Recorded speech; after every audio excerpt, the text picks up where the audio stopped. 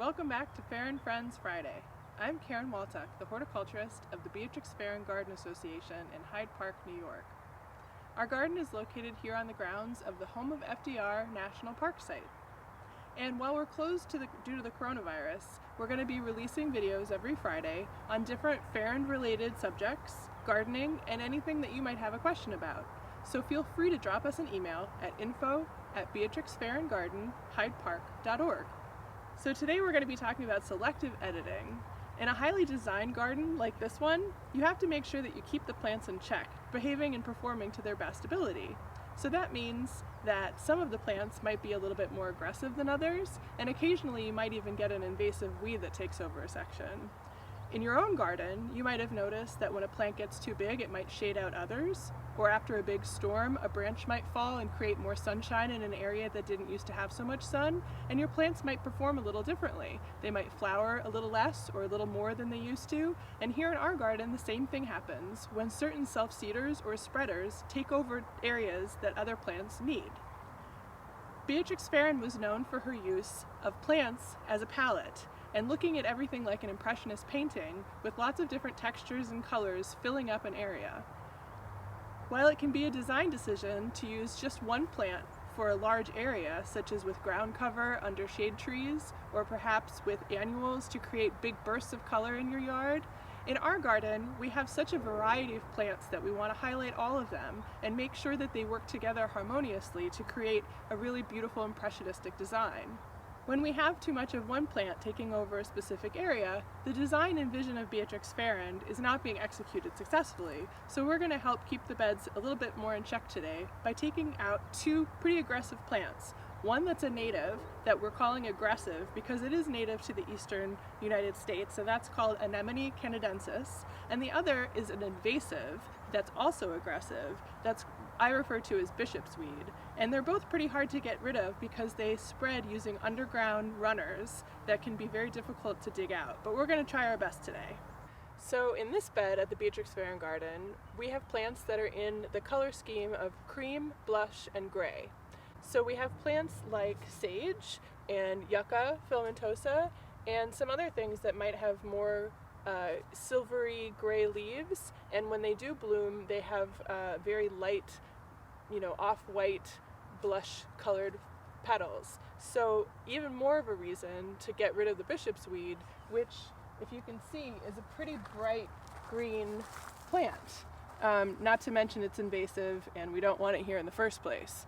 So in this bed, I actually did have to dig out the sage completely in order to get all of the long running roots from underneath the plants out, but I'm not going to probably do that with more established plants like peony because I don't want to have them suffer before they bloom this season, and it might just be an ongoing weeding project to make sure that I get rid of the weeds as they come up around that plant. So what I've done is dig out a mat at a time. With a shovel, I've just kind of gone about 5 or 6 inches under the plant groups, and I dig it out in chunks. And the challenging thing about both Anemone canadensis and bishop's weed is that they both spread by underground runners. So if I don't catch the smallest little plant or a node from one of these runners, and I leave it by accident in the soil, it's going to completely reestablish itself. So I'm being realistic that I'm probably not going to get every single plant right now, but I'm going to make a big dent and I'm going to keep working at it in the future years.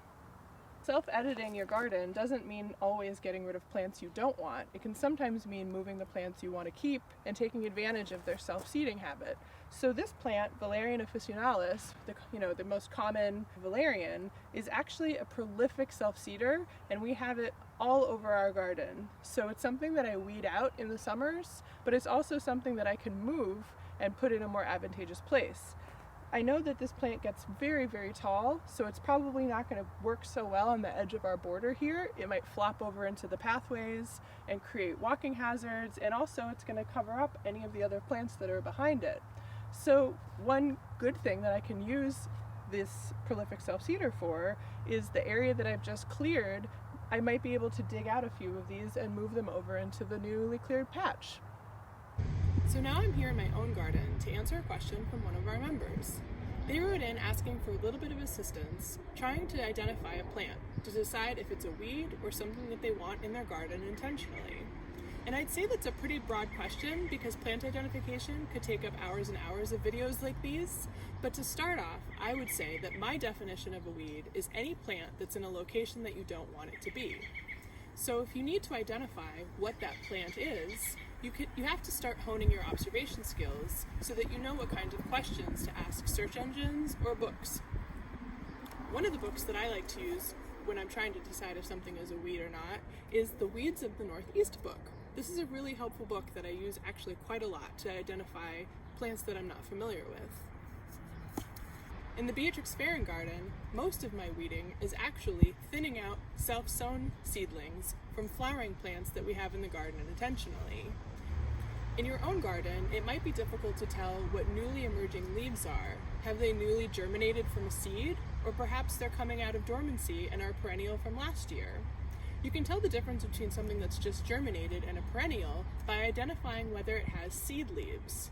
All plants, including trees, start as seedlings with a set of seed leaves. Not until their secondary leaves do they start to show the characteristics of their true leaf shape. Seed leaves look very different. So if you see a plant coming up from the ground that has a different set of perhaps round or shiny or large differently shaped leaves than their second set of leaves, it's safe to assume that those are seed leaves and that plant is a newly germinated seedling. A perennial coming out of dormancy will never have leaves like that. Hopefully that's a clue that can help you identify a few of the plants coming up in your own garden, and perhaps this is a topic that we'll touch on in other videos to come. Thanks again for writing in. I really appreciate your questions, and again, feel free to email info@beatrixfarrandgarden.hydepark.org. We'll see you next week, and thanks for watching.